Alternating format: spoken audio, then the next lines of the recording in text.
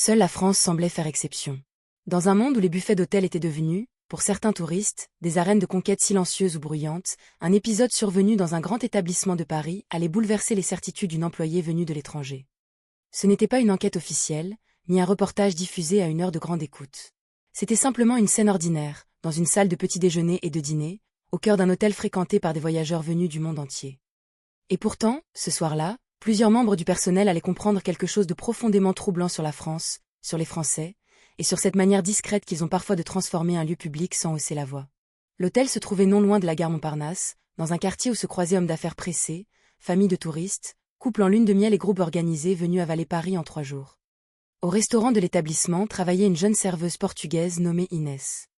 Elle était arrivée en France 2 ans plus tôt, d'abord pour améliorer son français, puis pour gagner de l'argent, puis, sans vraiment s'en rendre compte, pour comprendre ce pays qui l'avait souvent agacé autant qu'il l'avait fasciné.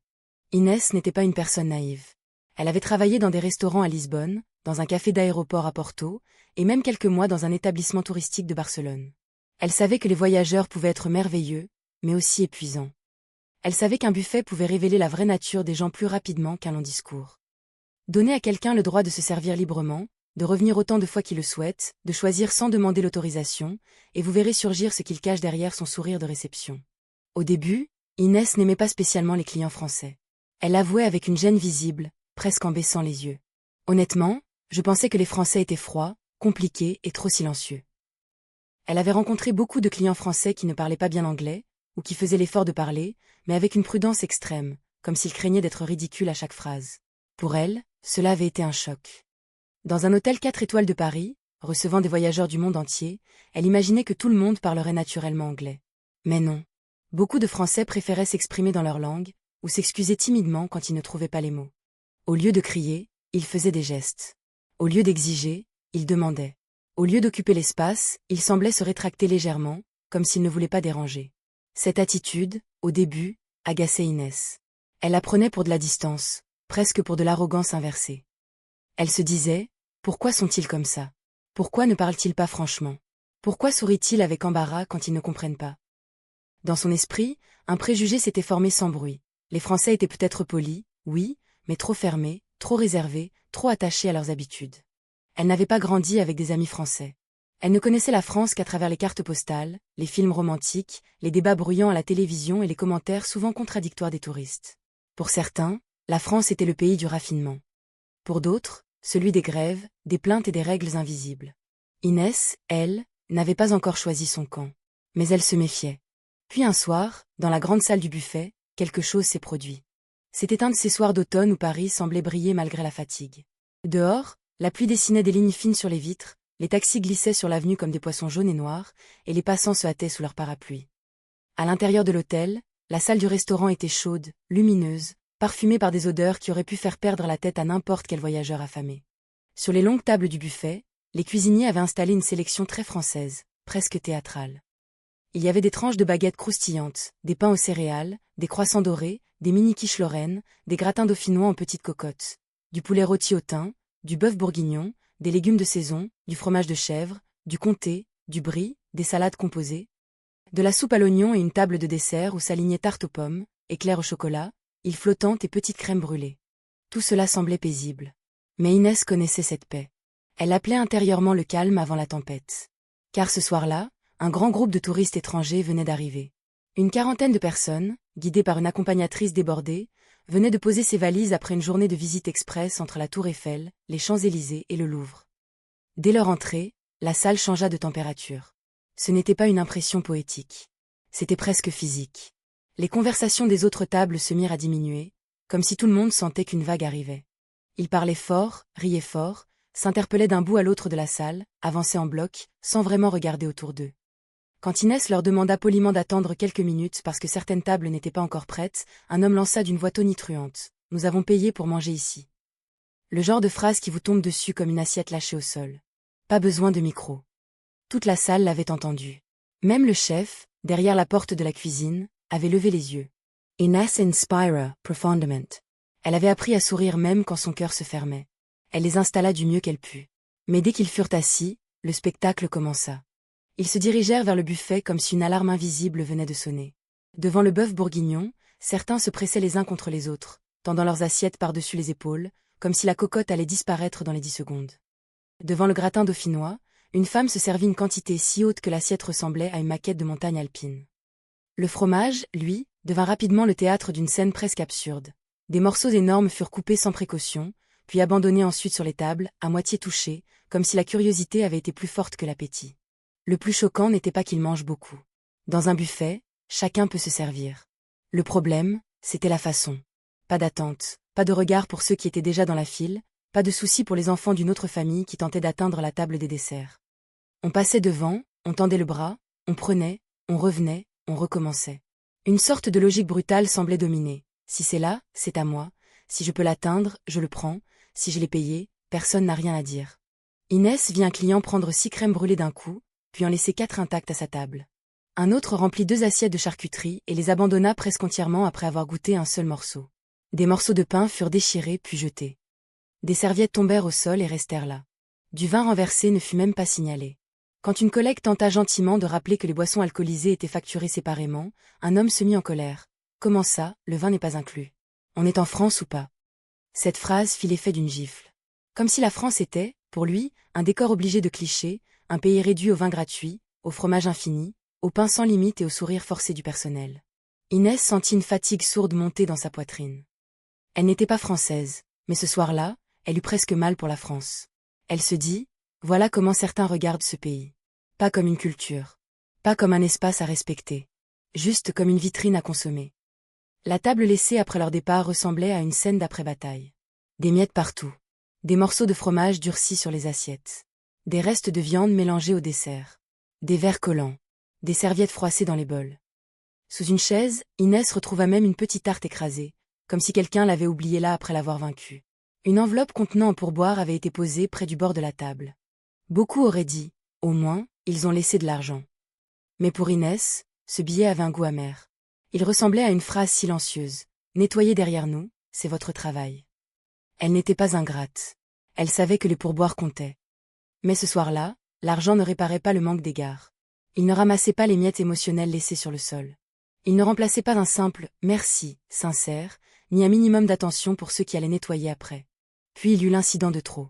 Un client, découvrant que certaines bouteilles de vin n'étaient pas comprises dans la formule, frappa la table avec son verre et cria « Si je mange sans vin, je peux m'étouffer. Qui sera responsable ?» Inès resta immobile. Elle crut d'abord avoir mal compris. Mais non. Il répéta. « Qui sera responsable si je m'étouffe parce que vous refusez de servir du vin gratuitement ?»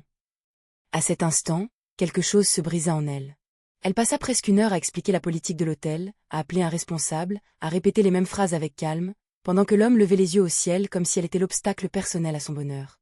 Cette nuit-là, pour la première fois depuis son arrivée à Paris, Inès pleura dans la petite salle de repos, entre 2 casiers métalliques et une machine à café qui faisait un bruit triste.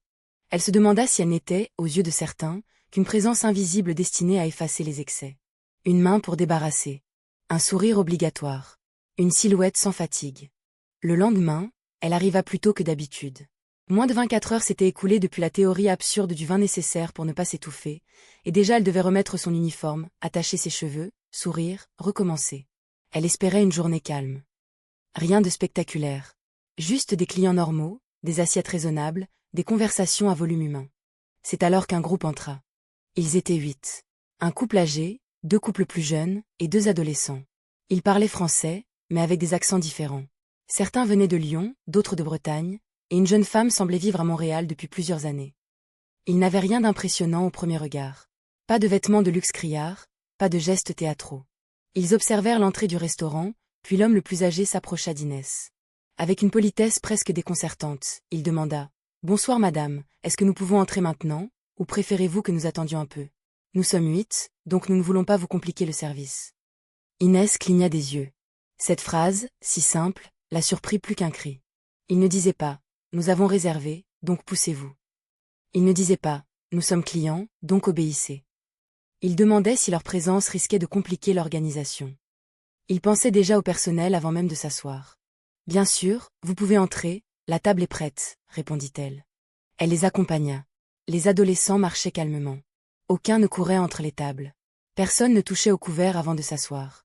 La grand-mère remercia Inès pour l'emplacement, en ajoutant « C'est très gentil, nous serons très bien ici ». Inès se dit d'abord D'accord, ils sont calmes. Mais les Français sont souvent comme ça au début. On verra au buffet. Car le buffet, dans son expérience, était le juge suprême. Le masque tombe devant le buffet. La vraie éducation apparaît devant un plateau de dessert. Ce soir-là, les plats français étaient encore plus tentants que la veille.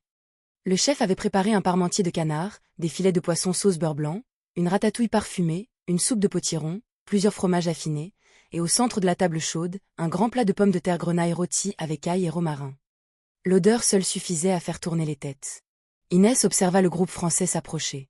Elle s'attendait à ce qu'ils prennent chacun une grande assiette, à ce qu'ils remplissent généreusement, à ce qu'ils profitent.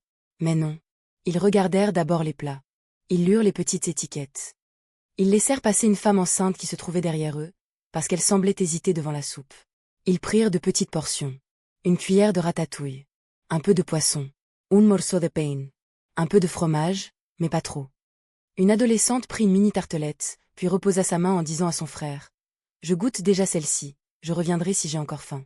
Il faut en laisser aux autres. » Cette phrase traversa Inès comme une lumière. Il faut en laisser aux autres.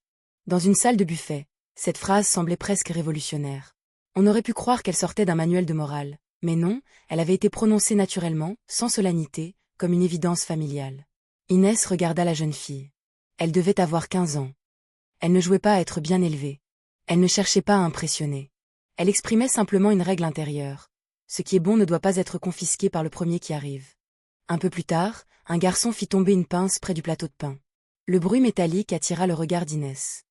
Elle allait s'approcher, mais le garçon se baissa immédiatement, ramassa la pince par le manche, la posa sur une assiette vide et dit « Excusez-moi, madame, je l'ai fait tomber. Est-ce que vous pouvez la remplacer, s'il vous plaît ?» Sa mère se tourna aussitôt vers Inès. « Pardon, il aurait dû faire plus attention. » Inès eut presque envie de rire, non par moquerie, mais par surprise. Dans un autre contexte, elle aurait dû elle-même découvrir l'objet tombé, se demander depuis combien de temps il traînait au sol, puis le remplacer en silence. Ici, l'enfant signalait l'erreur, la famille s'excusait, et tout se réglait sans drame. Le groupe mangeait tranquillement. Ils parlaient de leur journée à Paris, du musée d'Orsay, d'une exposition qu'ils avaient trouvée trop bondée, de la beauté des quais de Seine sous la pluie. Ils se plaignaient un peu, bien sûr. C'étaient des Français, après tout, et la plainte peut parfois ressembler chez eux à une forme de conversation nationale. Mais même leur critique n'était pas agressive. Ils commentaient, débattaient, nuançaient. C'était cher, mais c'était bon. Le service était lent, mais ils étaient débordés. Paris fatigue, mais quand même, quelle ville. Inès les observait avec une curiosité grandissante.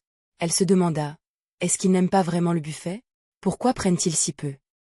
Elle pensa peut-être que les plats n'étaient pas à leur goût, ou que les Français, habitués à leur propre cuisine, jugeaient sévèrement celle de l'hôtel. Alors, prenant son courage, elle s'approcha de la table et demanda. « Tout se passe bien? Les plats vous conviennent ?» Le grand-père leva les yeux, sourit et répondit. « Ah oui, très bien. Le parmentier est excellent, vraiment. Et la ratatouille aussi. On sent que ce n'est pas juste réchauffé n'importe comment. » Inès fut soulagée, mais encore plus intriguée. « Vous pouvez vous resservir, vous savez. C'est un buffet, il ne faut pas hésiter. » La grand-mère posa délicatement sa fourchette. Elle eut un petit sourire, presque amusé. Justement, parce que c'est un buffet, il faut faire attention. On prend un peu, on goûte, puis si on a encore faim, on revient. Sinon, on gaspille. Et puis les autres aussi ont envie de goûter. Le silence intérieur d'Inès fut immense. Elle venait d'entendre l'exact opposé de tout ce qu'il avait épuisé la veille. Pour certains clients, le buffet signifiait « j'ai payé, donc je prends ». Pour cette famille française, le buffet signifiait « tout le monde doit pouvoir en profiter ». Ce n'était pas une question de quantité, mais de rapport au monde. Ce n'était pas seulement de la politesse de surface. C'était une conscience du collectif. Et c'est là que, dans l'esprit d'Inès, la France changea de visage. Elle avait souvent entendu dire que les Français étaient individualistes, râleurs, attachés à leurs droits, toujours prêts à discuter une règle. Et parfois, c'était vrai. Mais elle découvrait un autre versant, plus discret, plus profond, une éducation de la mesure.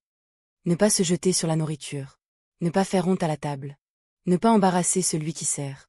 Ne pas transformer l'abondance en vulgarité. Dans un pays obsédé par la gastronomie, ce détail prenait une force particulière. En France, manger n'était pas seulement remplir son estomac. C'était respecter un rythme, un plat, un travail, une table, ceux qui avaient préparé et ceux qui allaient nettoyer. Bien sûr, tous les Français ne se comportaient pas ainsi. Inès le savait. Elle avait vu des clients français arrogants, impatients, désagréables. Mais ce soir-là, Cette famille incarnait quelque chose qu'elle n'avait jamais vraiment compris. La nourriture, en France, peut être une affaire de dignité.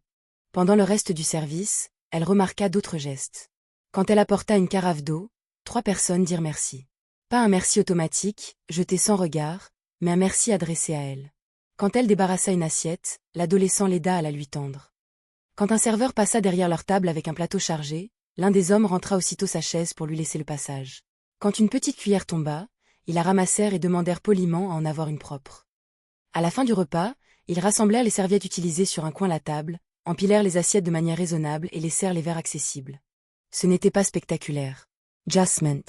C'était la force de la scène. Rien n'était fait pour être vu. Rien n'était mis en scène pour obtenir des compliments. Cette famille ne sauvait personne d'un incendie, ne faisait pas un discours héroïque, ne brandissait pas un drapeau. Elle se contentait d'occuper un espace commun sans l'abîmer. Et dans un monde où trop de gens confondent liberté et absence totale de limites, cela devenait presque bouleversant. Plus tard, dans la salle de repos, Inès raconta l'épisode à sa collègue algérienne, Samira, qui travaillait au service des chambres. Samira l'écouta en souriant, puis dit « Tu n'as pas encore vu leur chambre. » Inès demanda « Les chambres de qui ?»« Les clients français de ce soir. Enfin, ceux de la table 8. Je suis passée dans leur étage pour une demande de serviettes. Tu verrais comment ils rangent. » Le lendemain matin, après leur départ, Samira invita Inès à regarder rapidement, avant que l'équipe ne commence le nettoyage. La chambre du couple âgé était presque intacte. Les serviettes utilisées étaient regroupées dans la salle de bain. Les emballages étaient dans la poubelle. Le lit avait été défait, mais proprement, comme pour signaler qu'il avait servi sans donner l'impression d'un champ de bataille. Sur le bureau, une petite note était posée. « Merci pour votre accueil. Bon courage à l'équipe. » Dans une autre chambre, celle des 2 adolescents, les draps n'étaient pas parfaitement pliés, évidemment, mais les affaires étaient rassemblées, les déchets jetés, les bouteilles vides alignées près de la poubelle de tri. Samira dit « Tu vois, ce n'est pas luxueux, ce n'est pas impressionnant, mais ça dit quelque chose. Ils savent que quelqu'un passera derrière. » Cette phrase resta longtemps dans la tête d'Inès. Ils savent que quelqu'un passera derrière. Peut-être que toute la civilisation commence là. Dans cette conscience invisible. Dans ce moment où l'on se demande non pas seulement « Qu'est-ce que j'ai le droit de faire ?» mais « Qui devra réparer, nettoyer, supporter ce que je laisse derrière moi ?» Samira, qui avait vu de tout dans les chambres, poursuivit « Les pires clients ne sont pas toujours ceux qui ne laissent pas de pourboire. Parfois, ils laissent beaucoup d'argent, mais la chambre est détruite. Et tu sens qu'ils pensent que l'argent efface tout. Moi, je préfère une chambre propre avec un mot gentil qu'un billet posé au milieu d'un chaos. » Inès hocha la tête. Elle comprenait désormais parfaitement. Bien sûr, il ne fallait pas idéaliser. Il y avait des Français désagréables, comme partout. Il y avait des touristes étrangers adorables, comme partout. La nationalité ne transforme pas automatiquement quelqu'un en ange ou en cauchemar. Mais certaines cultures apprennent certains réflexes plutôt que d'autres. Et dans cette famille française, Inès avait vu un ensemble de réflexes que personne ne leur avait demandé explicitement. Attendre son tour, prendre seulement ce que l'on va manger, remercier le personnel, ne pas gaspiller, laisser un lieu dans un état digne. Ce qui la frappa le plus, ce fut que les enfants agissaient déjà ainsi. Quand un enfant dit « il faut en laisser aux autres », ce n'est pas une phrase inventée dans l'instant. C'est une phrase qu'il a entendue à la maison. À table. Dans une boulangerie. Chez les grands-parents. Peut-être au marché, quand on choisit des fruits sans les abîmer. Peut-être à la cantine, quand on lui explique qu'on ne prend pas du pain pour le jeter. Peut-être dans ces petites scènes françaises que les touristes ne filment jamais, parce qu'elles ne sont pas spectaculaires, mais qui fabriquent lentement une manière d'être. Inès repensa alors à ses propres préjugés. Elle avait cru que les Français étaient froids parce qu'ils ne criaient pas leur joie. Elle les avait crus distants parce qu'ils ne se répandaient pas en compliments. Elle les avait crus compliqués parce qu'ils posaient des questions sur les horaires, les menus, la cuisson, les prix. Mais peut-être que, derrière cette réserve, il y avait parfois une forme d'attention. Une façon de ne pas envahir. Une pudeur. Une retenue qui, mal comprise, pouvait passer pour de la froideur. Elle se souvint d'un autre moment, quelques semaines plus tôt. Un client étranger s'était emporté contre elle à cause d'une réservation mal enregistrée. Inès s'excusait, même si l'erreur ne venait pas d'elle. Elle gardait son sourire professionnel, mais ses mains tremblaient légèrement. À ce moment-là, une femme française qui attendait derrière avait murmuré « Courage, mademoiselle. Vous n'avez pas à subir ça. Prenez votre temps. » Cette femme n'avait pas fait de grands discours. Elle n'avait pas confronté violemment le client. Elle avait simplement rendu à Inès son humanité à voix basse.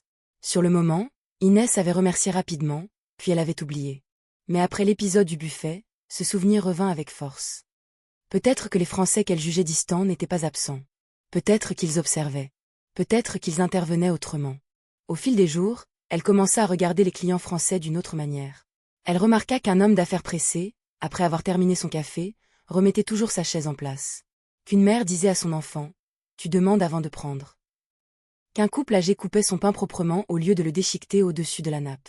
Qu'un jeune homme, voyant le buffet presque vide, demanda s'il pouvait prendre le dernier morceau de tarte ou s'il valait mieux attendre que d'autres soient servis. Ces détails n'auraient jamais fait le tour des réseaux sociaux. Ils n'auraient pas provoqué de débat national. Mais ils changeaient une employée, lentement, sûrement. Et c'est là que l'histoire dépasse la simple opposition entre bons et mauvais touristes. Le vrai sujet n'est pas de dire que tel peuple serait parfait et tel autre condamnable. Ce serait trop facile, trop paresseux, et franchement injuste. Le vrai sujet, c'est ce que le comportement public révèle de notre rapport aux autres. Dans un buffet, personne ne vous surveille vraiment. Vous pouvez prendre trop. Vous pouvez gaspiller. Vous pouvez laisser le désordre. Vous pouvez traiter le personnel comme une extension du mobilier. Ou bien vous pouvez choisir une autre voie, prendre ce dont vous avez besoin, penser à ceux qui viendront après, respecter ceux qui travaillent, comprendre que l'abondance ne vous autorise pas à perdre toute élégance. Et sur ce point, la France a quelque chose à rappeler au monde. Pas la France des clichés arrogants. Pas la France de cartes postales vendues aux touristes pressés. Pas la France réduite au champagne, à la tour Eiffel et aux macarons colorés. Mais une France plus profonde, plus quotidienne, celle qui enseigne encore, dans certaines familles, que la table n'est pas une zone de pillage. Celle qui répète qu'on ne joue pas avec le pain. Celle qui rappelle qu'on finit son assiette si l'on s'est servi soi-même. Celle qui sait que le goût n'a aucun sens sans respect. Inès ne devint pas soudain une admiratrice aveugle de tout ce qui était français. Elle continuait à trouver certaines habitudes agaçantes. Les débats interminables. Les clients qui demandaient une cuisson précise avec l'air de défendre une thèse philosophique. Les plaintes sur le café trop long, trop court, trop chaud, pas assez chaud. Mais quelque chose avait changé. Elle ne voyait plus ses comportements comme de simples caprices. Elle y distinguait parfois une relation presque sacrée à la qualité, à la mesure, à l'expérience partagée. Un soir, alors qu'elle discutait avec le chef, un homme bourguignon nommé Étienne, elle lui raconta ce qu'elle avait ressenti. Étienne, qui avait l'habitude de plaisanter, devint sérieux. Il dit, « Tu sais, en France, on peut être insupportable. On critique tout. Mais beaucoup de gens ont encore cette idée que manger, ce n'est pas seulement consommer. C'est recevoir quelque chose. Et quand on reçoit quelque chose, on doit un minimum de respect. » Cette phrase résumait tout. Recevoir quelque chose. Dans un buffet, on croit parfois que l'on prend. Mais en réalité, on reçoit. On reçoit le travail des cuisiniers, le service des employés, l'organisation de l'hôtel, les produits cultivés, transportés, transformés. On reçoit aussi la confiance du lieu, qui vous laisse vous servir librement. Et la vraie éducation commence lorsque cette liberté ne devient pas une excuse pour se comporter comme si l'on était seul au monde. Quelques semaines plus tard, Inès fut interrogée par une amie qui envisageait de venir travailler en France. Alors, les Français, ils sont comment? Freuds? Difficiles? Inès réfléchit longuement. Avant, elle aurait répondu par une grimace. Maintenant, elle dit, ils sont compliqués, oui. Mais pas comme je le pensais. Ils peuvent être réservés, parfois exigeants. Pourtant, quand ils sont bien élevés, ils ont une manière très belle de respecter l'espace commun. Ils ne font pas toujours de grands gestes. Mais ils pensent souvent à celui qui passera après eux. Et ça, dans mon métier, ça vaut énormément. Son amie rit, tu parles comme si tu étais devenue française. Inès sourit. Non. Mais je crois que j'ai compris quelque chose que je ne voyais pas. Elle repensa à la famille du buffet, à l'adolescente qui disait qu'il fallait en laisser aux autres, au petit garçon qui avait signalé la pince tombée, à la note laissée dans la chambre, aux assiettes presque vides parce que tout avait été mangé, pas gaspillé. Elle repensa aussi à la violence inverse, à ces tables ravagées par l'idée que payer donne tous les droits. Et elle comprit que le contraste l'avait forcée à voir ce qu'elle aurait pu ignorer pendant des années. La France n'avait pas gagné son respect par des monuments. Pas par Versailles, pas par le Louvre, pas par les grands boulevards, pas par les vitrines de luxe. La France l'avait touchée par une scène minuscule, une famille devant un buffet. Et peut-être que c'est là que se cache la vraie image d'un pays. Non pas dans les slogans touristiques, ni dans les classements internationaux, ni dans les discours politiques. Mais dans la manière dont ses habitants se servent quand personne ne les oblige à être raisonnables. Dans la façon dont ils parlent à une serveuse fatiguée. Dans le soin qu'ils mettent à ne pas transformer la liberté en désordre. Dans cette phrase simple, presque enfantine, qui pourrait pourtant servir de leçon à tant d'adultes, il faut en laisser aux autres. Alors, que faut-il retenir de cette histoire? Un buffet n'est pas seulement un buffet. C'est un miroir. Il reflète l'éducation, la patience, le rapport à l'argent, la considération pour le travail invisible. Certains y voient une compétition. D'autres y voient une occasion de goûter. Certains pensent qu'ils doivent rentabiliser chaque centime. D'autres comprennent que l'élégance consiste justement à ne pas se comporter comme si l'on avait quelque chose à prouver. Ce soir-là, Inès a découvert une France qu'elle ne connaissait pas. Une France qui ne criait pas. Une France qui ne se vantait pas. Une France qui ne disait pas « Regardez comme nous sommes civilisés ». Elle faisait simplement attention. Et parfois, dans un monde saturé de bruit, faire attention devient l'acte le plus impressionnant qui soit. Il serait facile de transformer cette histoire en flatterie nationale. Ce n'est pas le but. Les Français ont leurs défauts, leurs contradictions, leurs impatiences. Mais lorsque leur culture de la table, leur respect du produit et leur sens de la mesure apparaissent dans les gestes les plus ordinaires, ils rappellent quelque chose d'essentiel: la civilisation ne se mesure pas seulement à la beauté des villes, mais aussi à l'état dans lequel on laisse une table après avoir mangé. Inès, aujourd'hui, le dit sans hésiter. Avant, je croyais que les Français étaient froids. Maintenant, je crois qu'ils sont souvent pudiques. Et quand cette pudeur s'accompagne de respect, elle devient magnifique. Elle ne sait pas si elle vivra toujours à Paris. Peut-être retournera-t-elle un jour au Portugal. Peut-être ouvrira-t-elle son propre café. Peut-être racontera-t-elle cette histoire à ses enfants.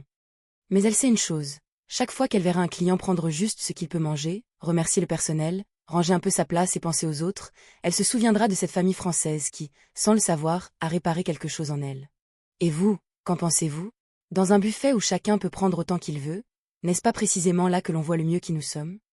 La France, souvent critiquée, souvent caricaturée, souvent jugée trop fière ou trop compliquée, révèle parfois dans ses petits gestes une grandeur inattendue. Pas une grandeur bruyante. Pas une grandeur qui écrase. Une grandeur discrète, presque domestique, qui dit simplement: la nourriture se respecte, le personnel se respecte, les autres clients se respectent, et un lieu commun ne nous appartient jamais totalement. C'est peut-être cela, au fond, l'une des plus belles leçons françaises, l'art de profiter sans tout prendre, de savourer sans gaspiller, d'être libre sans oublier les autres. Merci d'être resté jusqu'à la fin. Si cette histoire vous a touché, partagez votre avis en commentaire. Avez-vous déjà vu, vous aussi, un simple repas révéler la vraie éducation d'une personne? Pensez-vous que la culture de la table française peut encore enseigner quelque chose au monde?